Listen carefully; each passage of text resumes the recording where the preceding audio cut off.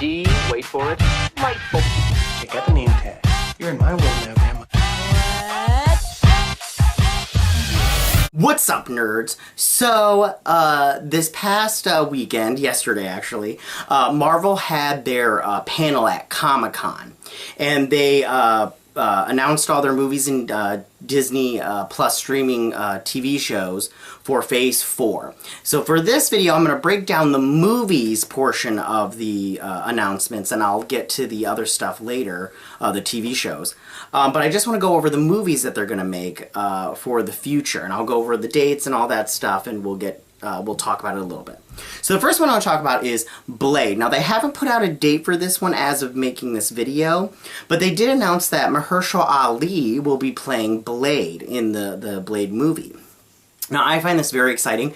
I know that he played Copperhead in the Luke Cage TV show for Netflix, but I don't know if that's still going to be a part of the Marvel Cinematic Universe or not. You know, those TV shows never really acknowledge... the movies never really acknowledge those TV shows, except for Coulson being in both of them. And so I think it might be a little bit hard... but is in a relationship, if one person's only acknowledging the relationship, is it really a relationship? So, back to it. Mahershala Ali is playing Blade, and I think this is exciting. I love Mahershala Ali. He's so great. If you haven't seen True Detective Season 3, I mean, he really revived that show, and he's just so great. So I'm excited for that. So for the next one, coming up first on the plate is Black Widow, and that comes out May 1st, 2020. Now, Black Widow, it was confirmed that it will take place after Captain America Civil War and reveal the Budapest story. Now, in other in other Marvel movies, her and Hawkeye keep saying, remember Budapest, or remember what happened in Budapest, or something like that, and you're always like, I wonder what happened in Budapest and everything. Well, in this one, we're gonna find out. Directing this movie is Kate Shortland, and I don't know her work very well. So, of course, Scarlett Johansson will be reprising her role as the Black Widow. Also coming in here is David Harbour as Alexei Shostakov. I don't know if I'm saying that correctly. And he's perhaps better known as Red Guardian. Now, he had to say about playing Red Guardian, and he said, the one thing we do know is that he's the counterpart to Captain America on the Russian-Soviet side. But that way we have a lot of play with who he is, and we are playing with him. So he is going to be playing the Red Guardian, and like he said in there, he's basically Captain America, but for the Soviet Union. And so that should be fun. That should be fun to have him in there. Also in there is Florence Pugh, and she'll be playing Yelena Belova, and that is also a Black Widow. She comes from the Red Room program, and she's just basically a Black Widow also. And then we have O.T. Fejbenel. I don't know how to say his last name exactly. I should have looked up the translation. Now, they haven't revealed what character he is playing, but a lot of people have assumed that he's playing Taskmaster. Now, Taskmaster is going to be in this movie and the main antagonist, but since O.T. has not been, I'm not even going to try to say his last name, has not been told who he is playing, a lot of people are just assuming that he's playing Taskmaster, and I'm assuming it also. Then, of course, we have Rachel Weisz, who is playing Melina Vostokov, or other known as Iron Maiden. And she is just basically a veteran of the Black Widow program, and she's a great spy. So the next movie I want to talk about is The Eternals. Now, this movie is being directed by Chloe Zhao, and the synopsis for this is that it's set millions of years ago against the backdrop of the war of superiority between the Eternals, a super-powered, genetically engineered creations of the Celestials, and their evil counterparts, the Deviants. The film follows the relationship between the Eternals, Cersei and Icarus.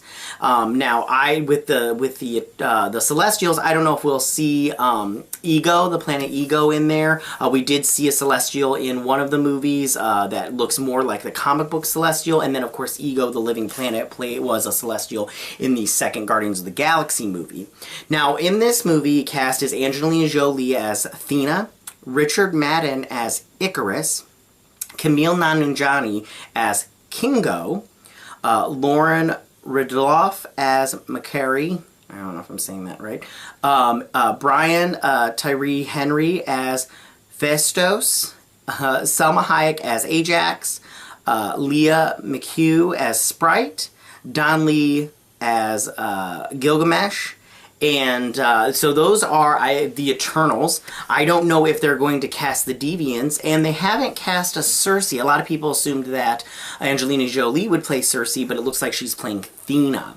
And I think that this movie, I really wish they would have had some kind of pictures or anything for this movie, but they didn't, which is kind of a bummer. So then the next one on the list is Shang-Chi and the Legend of the Ten Rings. Now this is being directed by Destin Daniel. I personally wish they would have cast some other directors. This one was brought to them by Brie Larson because they are friends, and I don't know if he's like the best choice for this, but I reserve the right to change my opinion. This movie could be completely fantastic with him in the director's chair. Now this movie is set to be released in February 12th, 2021. Simu Liu, I hope I'm saying that right, is playing Shang-Chi. He was not even on the short list to play Shang-Chi, and he just came up out of nowhere. I wasn't expecting it, and I don't know if anybody else was either. So then next was cast was Tony Liu as the Mandarin. And then Awkwafina was cast in it, but they didn't say who she was cast as. I'm assuming she's the love interest. I have to be honest, I like Awkwafina as an actress, but unless they have her be Sunfire or Jubilee, I really wish they wouldn't have cast her in this movie because I want her to be a mutant in the X-Men, which we'll talk about at the end. But I really wish they would have cast her as one of those, because if she's just a love interest and she doesn't have powers in something in this movie, I'm gonna kind of be bummed. Like, if Awkwafina doesn't have powers in the Marvel Universe, I'll be bummed. I really will.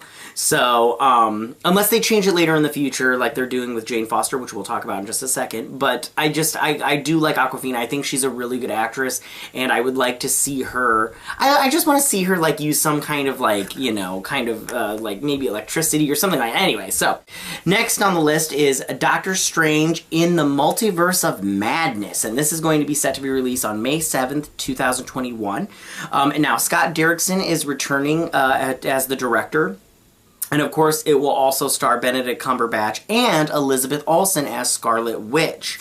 Now, she will have her own show, WandaVision, which I'll talk about in another video, but then she will be coming to Doctor Strange 2, and because Kevin Feige has said in the past that her powers are kind of like Doctor Strange's powers, but they're not finely tuned like Doctor Strange's powers are. So then moving on, the last movie that's slated is Thor Love and Thunder, and that's slated to come out November 5th, 2021. And that, of course, will be starring Chris Hemsworth, Tessa Thompson, and Natalie Portman will be coming back as Jane Foster and a female Thor, because Taika Waititi is returning as director and he's going to write, but he has said that she will be getting her own Mjolnir hammer, so that will be very interesting to see that. In the comic books, Jane Foster gets cancer. She gets the Thor hammer, and she becomes Thor, and it keeps her cancer at bay. So that'll be really interesting to see, and plus Taika Waititi is really funny and everything. So then moving to the last thing that I want to mention, they did mention there would be mutants, the Fantastic Four, and something else. I'm trying to remember, but they will be introduced to the MCU, but they didn't say any kind of movies. Now, I did have a theory and a way they could introduce the X-Men / the Mutants to the MCU, and I'll leave a link right up here so you can check that out. But what do you guys think about this Phase 4 movies coming out? Are you guys excited about them? Which movie are you most excited about? I would have to say out of all of these, the one I'm most excited about would be Doctor Strange in the Multiverse of Madness. But I can't wait to see all these movies. They sound so amazing. So go ahead and tell me your thoughts. Leave your comments in that section down below. If you like this video, go ahead and hit that like button. I won't mind. If you're new to my channel, please hit that subscribe button. I would greatly appreciate it. And I will see you guys next time. Bye!